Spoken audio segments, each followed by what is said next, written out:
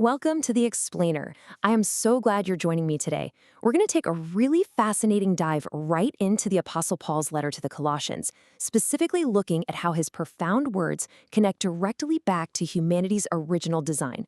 We'll be drawing entirely from Dr. Robert A. Peterson's insightful lecture on humanity and sin, exploring how the image of God was designed, how it was affected by the fall, and ultimately how it's being restored. Okay, let's dive right in. Here's our roadmap for today. 1. Defining the imago Dei. 2. The redemptive historical timeline. 3. Putting on the new self. And 4. Renewed in knowledge. Starting off with Section 1, Defining the Imago Dei.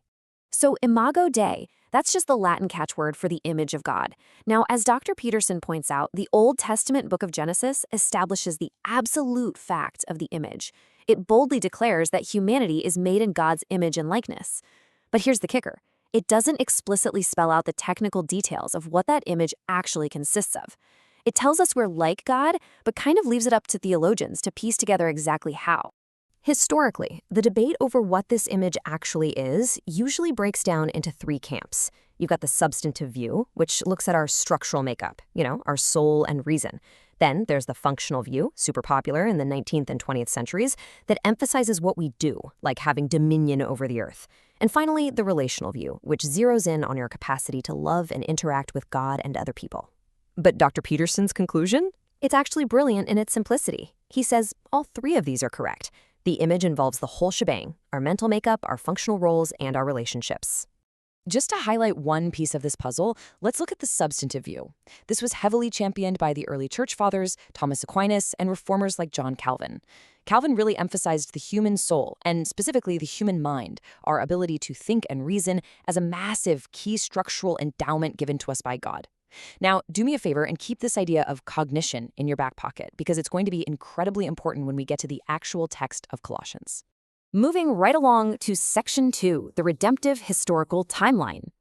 The redemptive historical grid is absolutely crucial for understanding pretty much any major biblical doctrine. First, you have Adam and Eve made in creation with the original image. Then, obviously, comes the fall, which results in a tarnished image. Third is redemption, where believers experience a renewed image in Christ. And finally, the consummation, where the image is completely perfected at the end of the age. So, what's the crucial point about the fall? Well, the image of God wasn't completely wiped out or lost. It was damaged. It was blurred and tarnished. Dr. Peterson is super clear on this. Fallen sinners are still completely human. And this is exactly why, post-fall, God commands capital punishment for murder in Genesis 9, and why James 3 warns us against cursing other human beings. You literally cannot attack a human without attacking the image of God, because that image, even though it's marred, is absolutely still there. All right, Section 3, putting on the new self. Here, Paul uses this incredibly relatable, powerful metaphor of changing clothes. Because believers are united with Christ in his death and resurrection, they're commanded to consider their earthly members as dead to sin. This means putting off the old self, basically taking off the dirty clothes. But listen, this isn't just about abandoning what we might call gross sins, like immorality and impurity. No, Paul explicitly says it also means putting off those refined Christian sins, things like anger, malice, slander, and lying.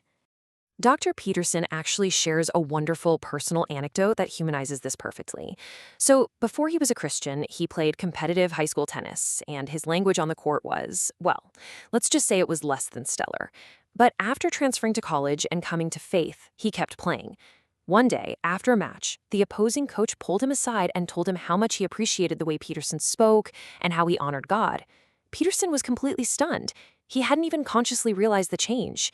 It's just such a beautiful illustration of God progressively doing the work of putting away those refined sins of the mouth and transforming someone from the inside out.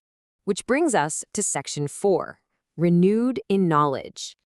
And here are the core verses. Paul writes, "Do not lie to one another, seeing that you have put off the old self with its practices and have put on the new self, which is being renewed in knowledge after the image of its creator."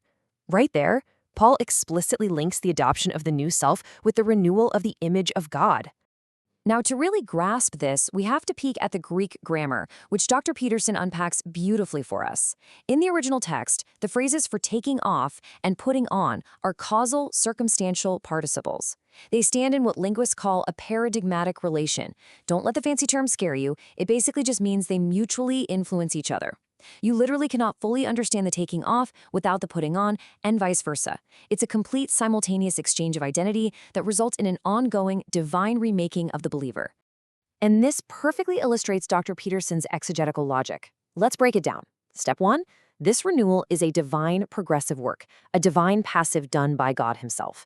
Step 2, Paul says this renewal happens specifically in knowledge. Step 3, and honestly, here is the massive theological takeaway. If God is currently renewing our image specifically with respect to knowledge, then knowledge must have been an inherent part of the original imago Dei in Adam and Eve before the fall. Mind-blowing, right? But we really need to clarify what knowledge means here. We aren't just talking about raw intelligence, having a high IQ, or doing abstract calculus. We're talking about the ability to think put to the service of God. Think about it. When Adam was in the garden, his cognition allowed him to understand God's propositional commands, to name the animals, and to communicate with Eve. The fall caused severe noetic effects that darkened human understanding. But in Christ, our minds are being progressively renewed so we can once again recognize, understand, and actually obey God's will. Which brings us to a final challenge for you. The Apostle Paul tells us in Romans 12 to be transformed by the renewal of our minds. You are an image bearer, and if you are united to Christ, your mind is actively being restored to its original glorious design. So, I leave you with this question. How are you going to use your renewed cognition to image God today?